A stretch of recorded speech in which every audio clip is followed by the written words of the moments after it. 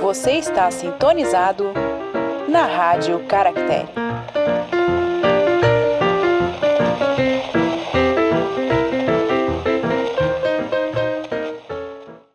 Olá, livrólicos de plantão! Sejam muito bem-vindos a mais um episódio da Rádio Caractere. Eu sou Suzane Madruga. E eu sou Glênio Madruga e hoje eu tô pessimista. Nossa! Ácido, virado numa maçã verde. No episódio de hoje, a gente vai falar aquele que não pode ser classificado, que não pode ser colocado em caixinha. A gente vai falar de um romance do incrível, do gênio, Machado de Assis. Memórias Póstumas de Brás Cubas.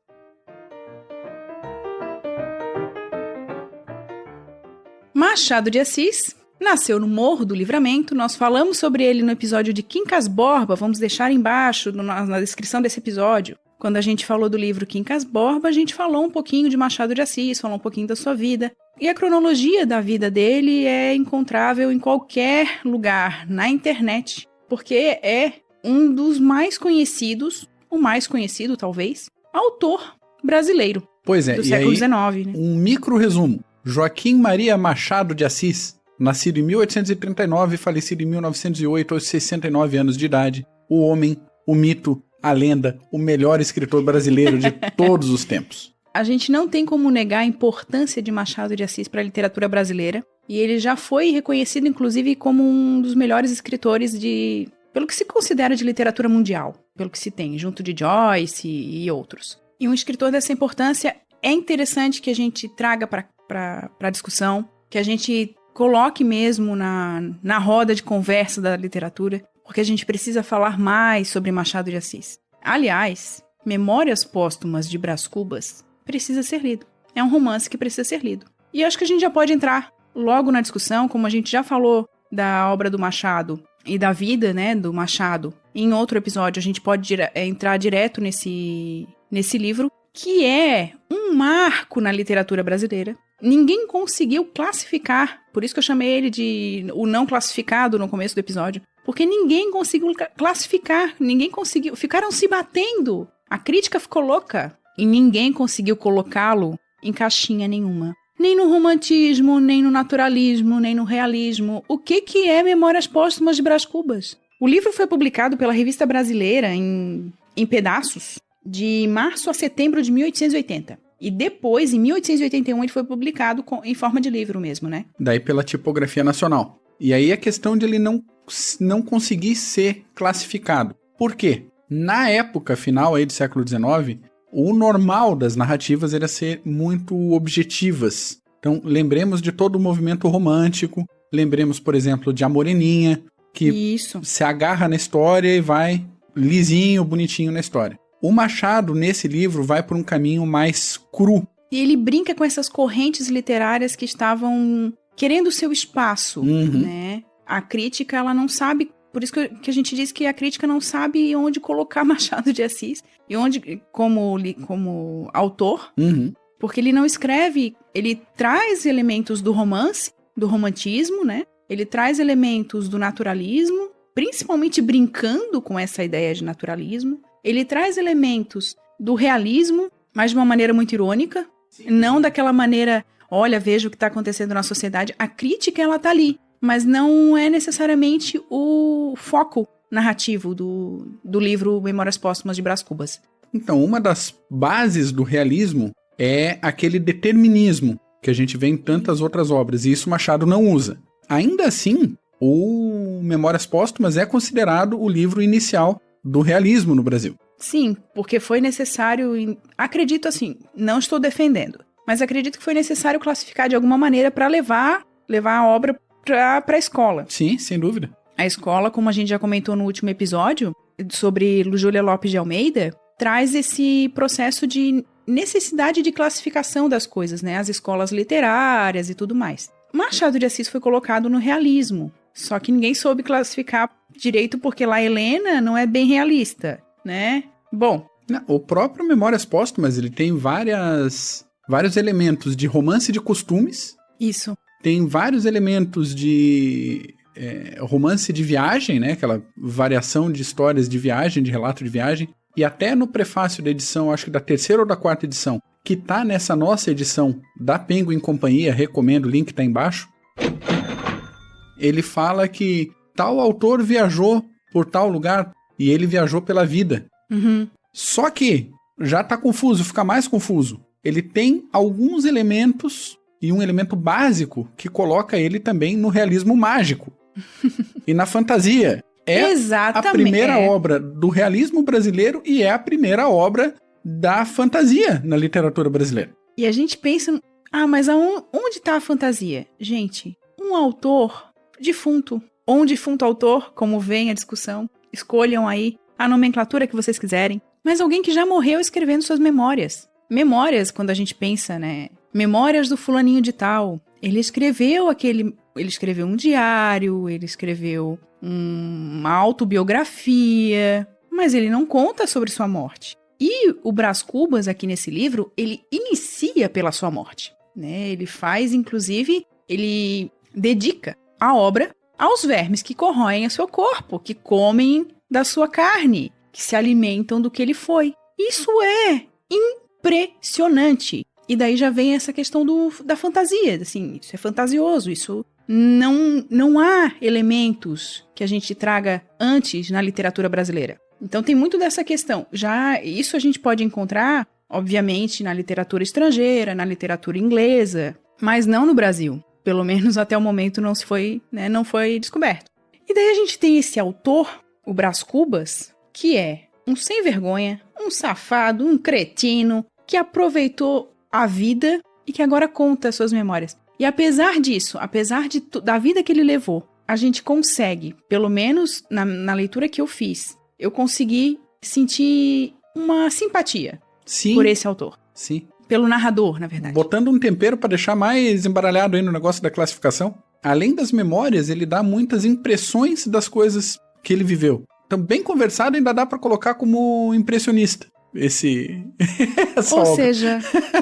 Só Machado de Assis, gente. Sabe Machado de Assis, o não encaixável, o não caixinha. É isso aí. E continuando essa questão das memórias, são memórias que o autor traz do momento da morte, que ele diz que as pessoas que estavam à sua volta enquanto ele morria, a maioria não estava tão triste assim. Uma estava. E era amante. Ele foi amante de uma mulher casada durante a vida, e ela era quem estava mais triste, a Virgília. E daí a gente já vai falar um pouquinho mais dessa relação mais pra frente. Mas essa hora da morte é muito interessante, porque ele vai desse foco da morte, ele explica por que ele morreu, daí tem a questão do emplastro. E o que é isso? Agora a gente entra no momento cachalote, porque o Glênio, né? Vamos lá. Momento cachalote.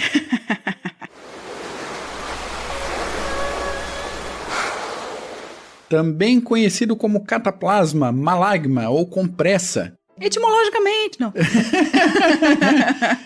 É uma forma de medicação usada para alívio de inflamações e de dores, mas também para febre, inchaço, queimadura, acne e furúnculo. Sabe aquelas coisas que você vê, às vezes, algumas pessoas usando no ombro, no braço, na mão? Uhum. Aquelas coisas que tem a cor da pele ou tem roxo? Eu já vi roxo. Tem laranja. Tem cores de tudo que é tipo. Pois é. Quem tem um pouquinho mais de idade vai lembrar de emplastros ou emplastos caseiros feitos com farinha e alguns temperos, umas ervas, alguma coisa assim, e botado em cima da pessoa que está com dor. Então, hoje em dia, o negócio ainda é feito dessa forma, mas dá para comprar pronto na farmácia, bonitinho. Então, é um paninho, um tecido permeável com medicação, uma camada de adesivo em cima que tem aquelas duas variações. Ou não gruda ou não sai. Terrível isso. Entre os mais conhecidos emplastros ou emplastos é o bom e velho Band-Aid. E no século XIX era bem comum o desenvolvimento de novos emplastros, pastilhas e pílulas variadas. E eu deixo um gancho aqui, um convite para a leitura do conto Pequena Conversa com uma Múmia, do Edgar Allan Poe, que tem uma questão dessa de pastilhas também. Então, encerro aqui só na contextualização do momento cachalote do emplastro. E daí a gente, fechando o momento cachalote, a gente traz por que ele morre. Ele está desenvolvendo o emplastro para se curar e ele acaba morrendo porque ele não busca ajuda médica. Isso causa a morte do narrador, do Brás Cubas. No começo do livro, a gente já pega essa parte e a gente percebe uma questão muito interessante, que é a fama. Porque o que ele queria era a atenção, era a fama. E daí isso explica também como um autor, como um homem já morto, escreve suas memórias. Ele quer chamar atenção. Ele quer notoriedade, é isso aí. Exatamente. Até separei uma parte que ele diz assim: eu tinha a paixão do arruído, do cartaz, do foguete, de lágrimas. Talvez os modestos me arguam esse defeito. Fio, porém, que esse talento me hão de reconhecer os hábeis. Ele queria aparecer. Ele queria primeiro ser... Claro, tem a questão do início da vida dele, que ele queria ser amado. Mas depois ele quer ser importante. Ele quer deixar algo. Ele quer ter algo para dizer, olha, fui eu que fiz. E isso explica, em certa medida, o posicionamento de um autor defunto. Que depois da morte, assim, eu vou deixar minhas memórias. Porque tem aquele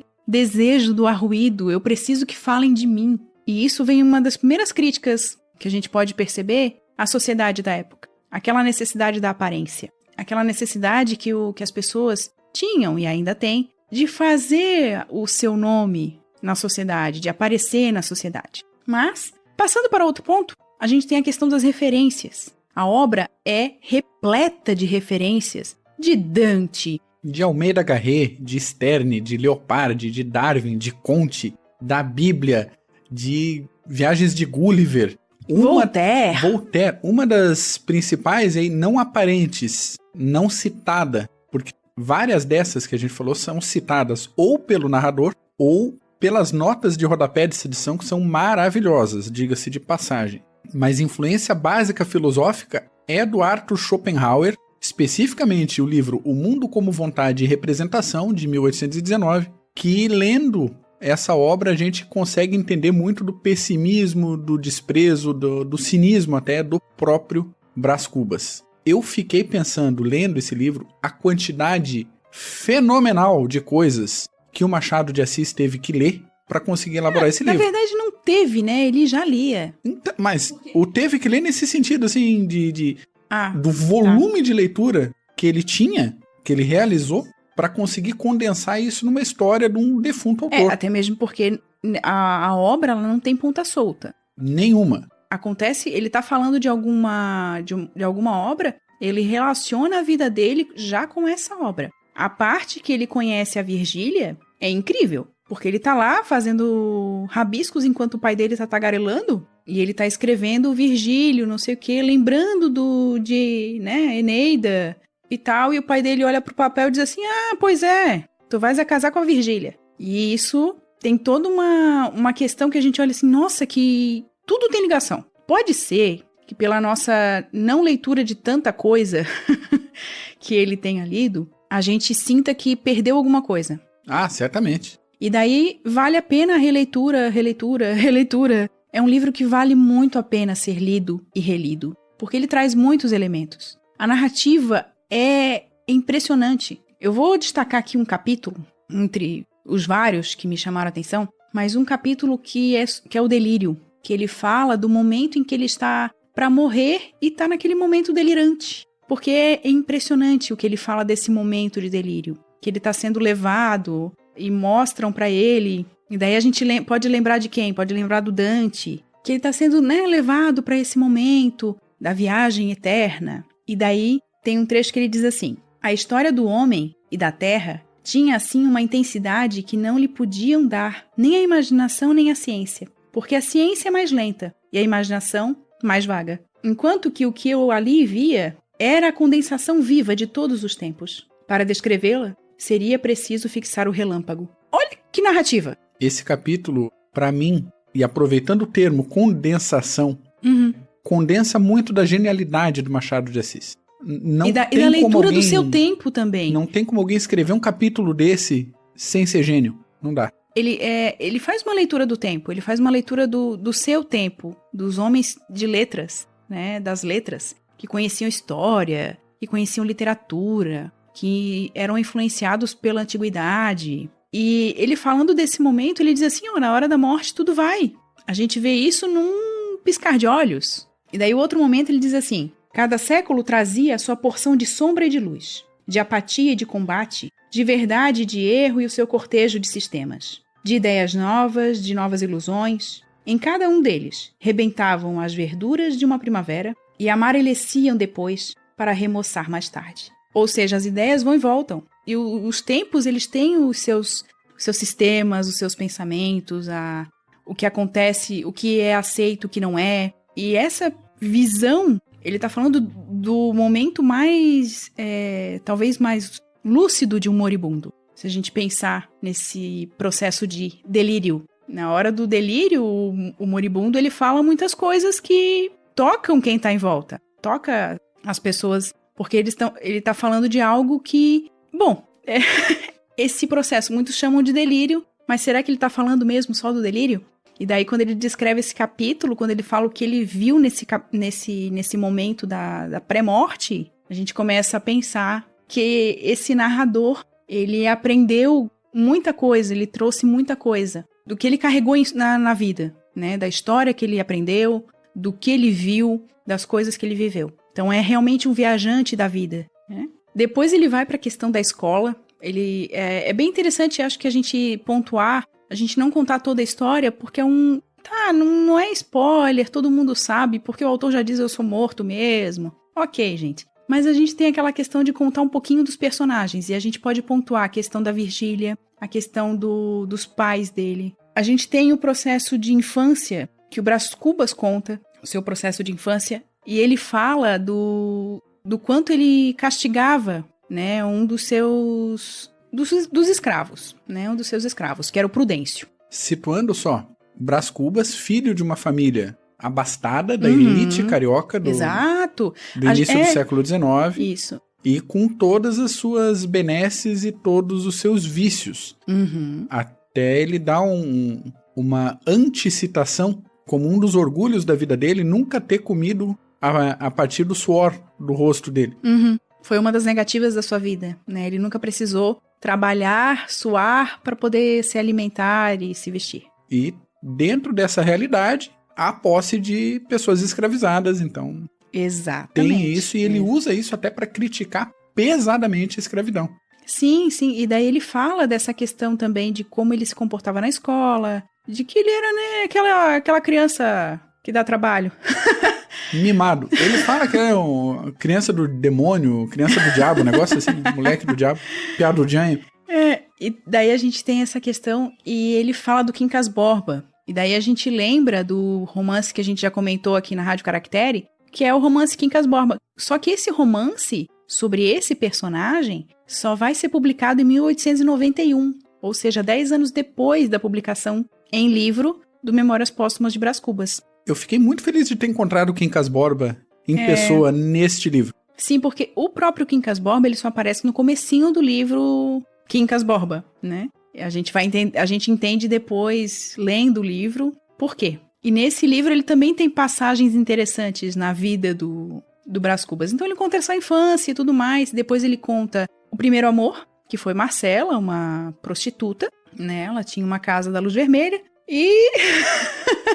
Enfim, e é interessante a gente observar que na narrativa dele, ele vai deixando os modos como ela se comportava, que para quem tá lendo de uma maneira um pouco descuidada, pode parecer assim, nossa, mas ela era apaixonada por ele também. Mas ele vai deixando indícios linguísticos de que não é bem assim, de que há o interesse dela, de que ela se prende à questão do dinheiro, ela tem vários amantes. Então tem toda essa questão interessante que a gente percebe numa palavra, numa expressão, num olhar que o narrador coloca ali. E a gente vai percebendo essas questões. E é bonito isso, como contrasta com o primeiro deslumbramento dele, e que logo depois do deslumbramento ele começa a perceber os problemas. Sim, daí ele começa a enxergar. Ah, mas aquilo então que eu vi não era bem assim. A gente tem aqui um narrador honesto, vamos dizer assim. Apesar de a gente sempre precisar desconfiar do narrador que conta em primeira pessoa, é preciso desconfiar porque é uma perspectiva, ele fala da franqueza do morto. E ele vai trazendo essas perspectivas. Olha, ela se comportou assim, mas... Ele deixa esse mais num discurso que a gente tem que prestar atenção para ler. E talvez as pessoas relacionem isso à dificuldade de ler Machado de Assis. Porque é uma narrativa diferente da que a gente tem em contato no dia a dia. Aí depois ele fala dessa questão da necessidade que o pai dele teve de mandar ele para Coimbra para estudar e para afastá-lo da Marcela, porque ele queria casar com a Marcela. E, né, um jovem, um rapaz, casar com uma mulher mais velha, com uma mulher experiente, enfim. Que quase já tinha levado a família à falência. Tem isso tudo ainda. Porque ele pegava o dinheiro do pai, ele, né, assinava e pegava as coisas os empréstimos para comprar joias para ela e tudo mais. Daí o pai o manda pra Conchinchina, não, pra Coimbra. Porque era o que as famílias abastadas faziam na época, mandavam os filhos estudar em Portugal. Muitos em Portugal, outros na França, enfim. Ele vai, então, ele descreve essa parte da viagem, que é bem interessante quando ele fala do navio, quando ele fala dessa perspectiva dos marinheiros, da música, coisa que a gente quase não vê ninguém falando. A questão da musicalidade necessária ao trabalho. Aquele trabalho que precisa de uma musicalidade para funcionar. Isso é muito interessante. Prestem atenção nessa parte da viagem do Brás Cubas. Vale a pena. Não sei se tem um estudo sobre. Se tiver, alguém avisa pra gente, ou coloca no comentário, entre em contato com a gente, que a gente vai adorar ler sobre isso. Mas é interessante a gente perceber essa questão da musicalidade e como ele traz isso para a questão do trabalho. Aqueles trabalhadores que trabalhavam no mar precisavam de uma música para determinados trabalhos. Passando isso, ele vai então para Coimbra, estuda, ele tem que voltar em determinado momento, porque a mãe está prestes a falecer. E daí eu preciso dizer, na minha perspectiva, eu, Suzane leitora, foi um dos capítulos mais tristes que eu já li. É um capítulo tristíssimo, que mexe muito, porque ele fala da primeira vez que ele tem que se despedir de alguém que ele ama. Daí quando ele narra a morte da mãe, não tem como a gente não prestar atenção nessa parte. É uma parte muito interessante. E talvez aí venha essa perspectiva a primeira vez que ele fala da morte no livro. Não a morte dele, porque ele já começa a falar, a primeira morte que ele fala é a dele. Mas a primeira que ele fala de alguém que ele conheceu, que fez parte da vida dele. Que ele diz assim: longa foi a agonia, longa e cruel, de uma crueldade minuciosa, fria, repisada, que me encheu de dor e estupefação. Era a primeira vez que eu via morrer alguém. Conhecia a morte de outiva. Quando muito, tinha-a visto, já petrificada no rosto de algum cadáver, que acompanhei ao cemitério. Ou trazia-lhe a ideia embrulhada nas amplificações de retórica dos professores de coisas antigas. A morte aleivosa de César, a austera de Sócrates, a orgulhosa de Catão. Mas esse duelo do ser e do não ser, a morte em ação, dolorida, contraída, convulsa, sem aparelho político ou filosófico, a morte de uma pessoa amada. Essa foi a primeira vez que a pude encarar. Não chorei. Lembra-me que não chorei durante o espetáculo. Tinha os olhos estúpidos, a garganta presa, a consciência boquiaberta. Quê? Uma criatura tão dócil, tão meiga, tão santa, que nunca jamais fizera verter uma lágrima de desgosto. Mãe carinhosa, esposa imaculada. Era a força que morresse assim, tateada, mordida pelo dente tenaz de uma doença sem misericórdia? Confesso que tudo aquilo me pareceu obscuro, incongruente, insano. Aí ele já termina dando aquela pitada de chega disso. Ele diz assim: triste capítulo, passemos a outro mais alegre. E tenta sair dessa impressão que ele causa no leitor. É um capítulo realmente muito triste, porque ele se despede da mãe, né, uma pessoa muito amada, e começa outra fase da vida. E daí a gente tem essa mudança do próprio personagem narrador. É outra perspectiva que ele toma acerca da vida, acerca da morte, acerca das coisas, sobre o que ele tem que fazer. Também é um dos capítulos, depois do delírio, é um segundo capítulo que eu colocaria assim de que capítulo? Que é muito interessante. Uma outra coisa interessante na questão narrativa dele, é bem lá no finalzinho do livro, que ele fala da situação que, conforme ele vai relembrando e narrando esses episódios, ele revive as emoções. Exato. E tanto que ele narra como se ele estivesse realmente vivendo aquilo, como se fosse muito próximo. Ele não narra como alguém que esqueceu determinados acontecimentos, né? Porque a memória tem isso também. Quando a gente escreve memória, a gente deixa passar algumas coisas que não fizeram tanto sentido, que não são tão importantes pra gente. É só quem já escreveu algum diário, conte a sua vida, memorial para alguma prova, algum processo seletivo, alguma coisa nesse sentido, sabe que a gente esquece algumas coisas, né? Vai contar uma história, a gente conta sob uma perspectiva. Ele parece não fazer isso. Ele traz esse processo do que ele viu e ele revive a situação. E daí a gente tem essa narrativa tão interessante. Dentro desse ponto, também deixo a seguinte consideração. Normalmente a gente pensa em narrativas do século XIX com vocabulário mais rebuscado, com negócio mais arrastado. Não existe isso em Memórias Póstumas de Brás Cubas. A gente vai encontrar, por outro lado, muito de politicamente incorreto, que seria colocado hoje como politicamente incorreto. O segundo affair dele, vamos dizer assim, segundo interesse amoroso, é a Eugênia, que é uma moça muito bonita, mas ela é manca, ela é coxa de nascença. E ele, em determinado capítulo, ele fica inconformado por isso. Ele, assim, como assim uma moça tão bonita, né? Por que coxa se bonita? Por que bonita se coxa? E ele tira sarro dela. Pra nós, salvo engano, ele até pede desculpa por isso depois, mas vários sarrinhos que ele tira da manquitude dela. Ele chama ela de Vênus coxa, minha Vênus coxa. Gente...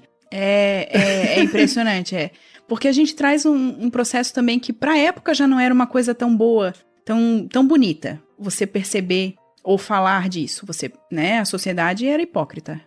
Ainda. Opa! Percebe as coisas, diz que não vê, mas tá ali, comentando, né, nas conversinhas sussurradas. Ele faz esse sussurro no livro, escrevendo, né?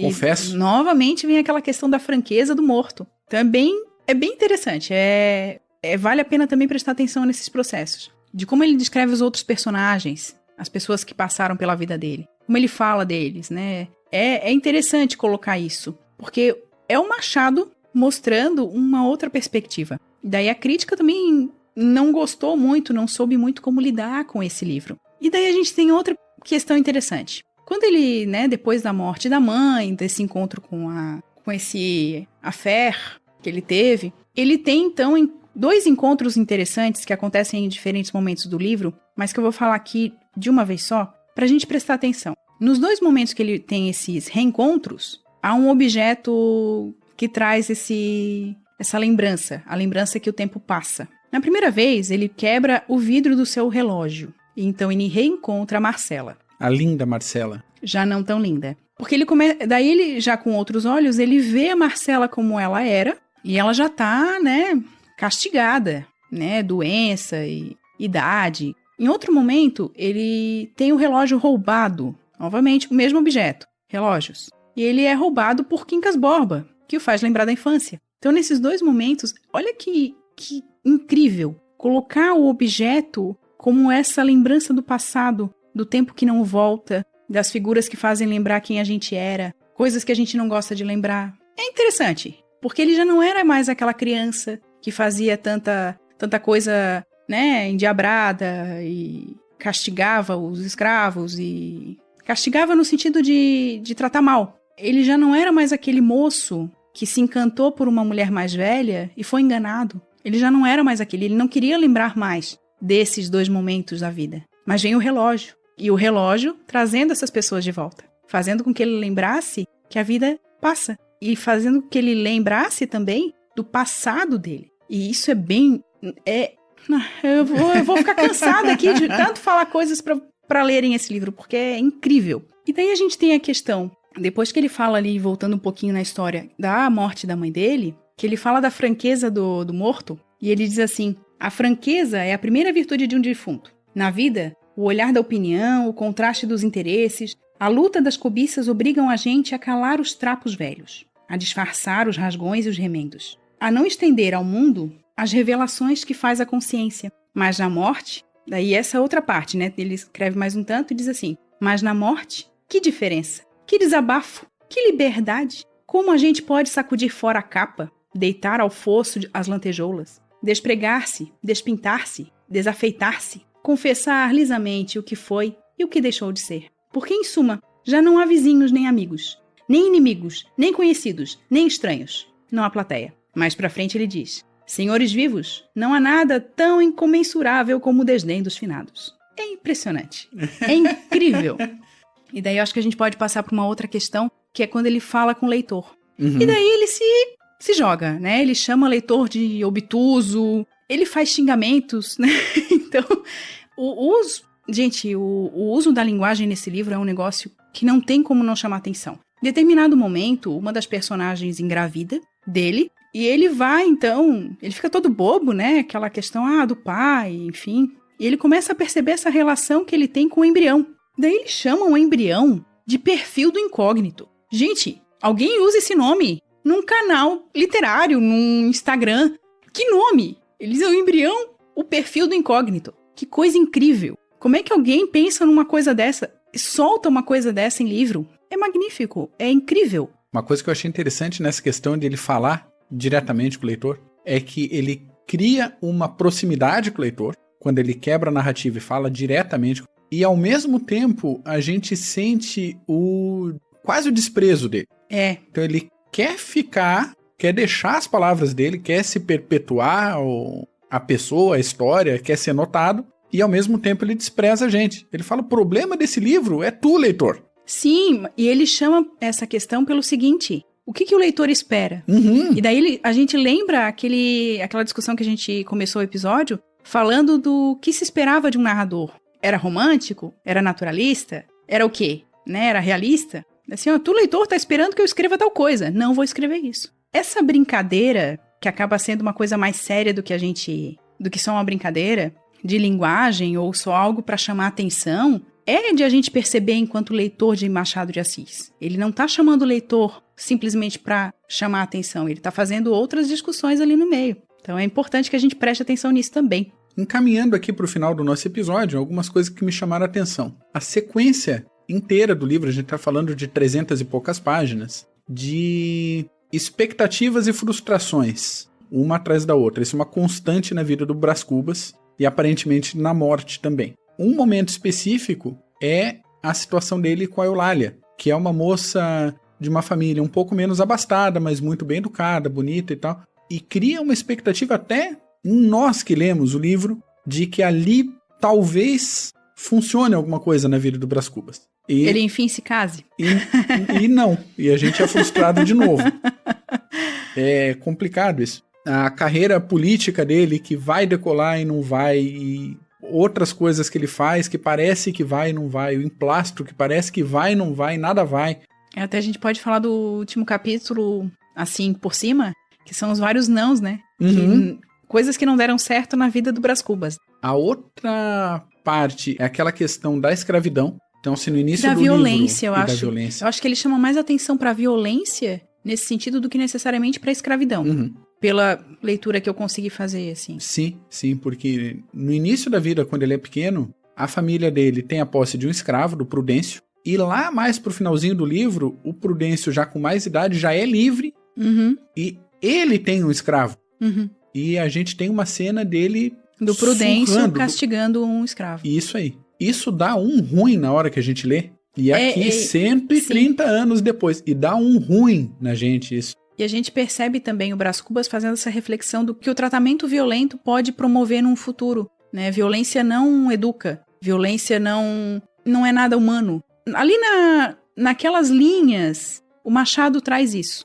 Essa questão da violência, né? Através da narrativa do Brás Cubas, ele traz essa questão do que a violência promove no outro. Essa ideia de que o Prudêncio, entendendo o seu escravo, fazia a mesma coisa que era feita com ele, quando ele era escravo também. Que, olha, é de a gente ficar aqui, acho que um episódio inteiro só falando disso. E daí o episódio vai ficar extremamente pesado. Mas é interessante a gente prestar atenção. Pois é. E a última situação é a gente ter contato, finalmente, de forma mais densa, mais ilustrada, mais demonstrada, do humanitismo, que a gente já falou rapidamente sobre isso no livro lá do Quincas Borba, e foi uma forma do Machado de Assis criticar tanto o darwinismo quanto o positivismo do Comte. Só que na obra do Quincas Borba, a gente tem aquela historinha do Ao Vencedor as Batatas. Sim. Só que aqui a gente tem o Quincas Borba explicando em capítulos e demonstrando em capítulos e várias situações, como a briga de cachorro, a respeito, briga de galo, isso,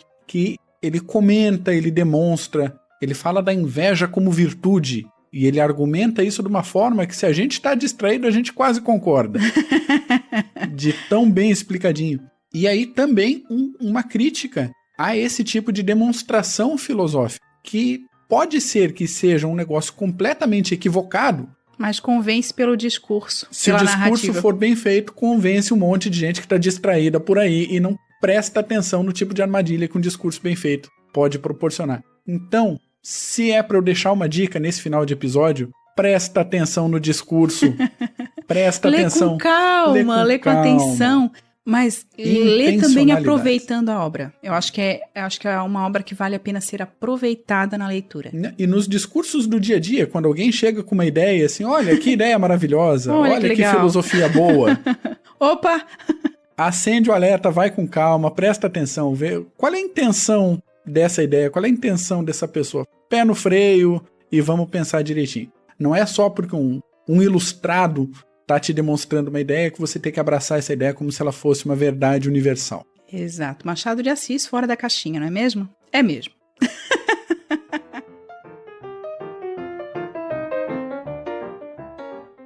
Então a gente finaliza esse episódio trazendo Memórias Póstumas de Brás Cubas.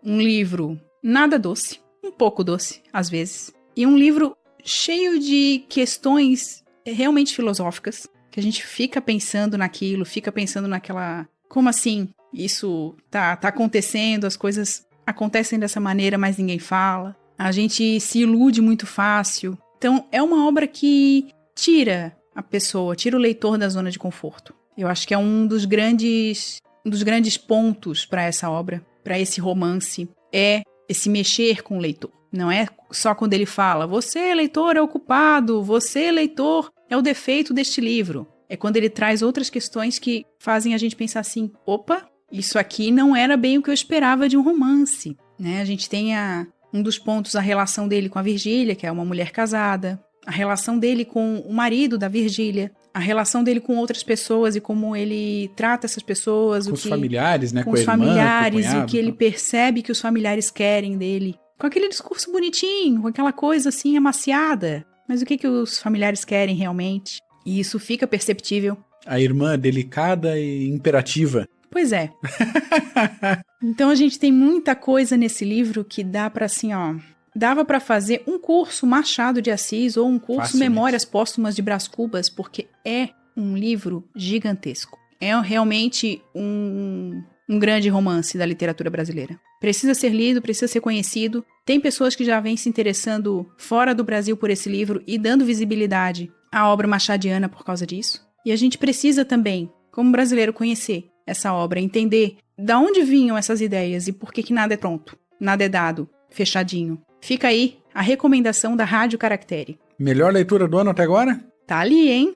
Tá no top. Coloco, pra mim, uma das melhores leituras da vida.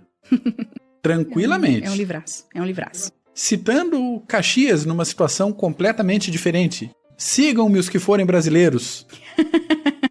E peguem esse livro e leiam. É fundamental. Se você tem alguma discussão, alguma questão que a gente acabou não levantando, porque o livro é realmente gigante. Se tem alguma outra questão que a gente falou e que você não concorda muito, outras que você achou interessante que a gente tenha levantado, entre em contato com a gente. Os links das nossas redes sociais estão na descrição desse episódio, bem como o modo de contato, e-mail, site, enfim. Tá tudo embaixo.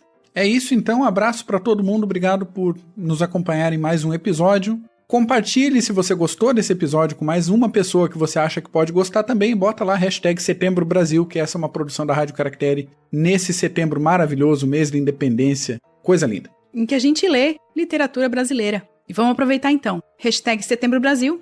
Muito obrigada pela audiência. Pega um livro, relaxa o corpinho e até a próxima.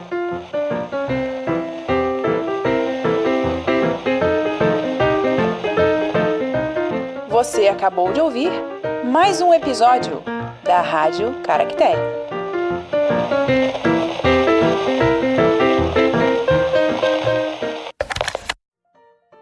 Eu tô assistindo a aula.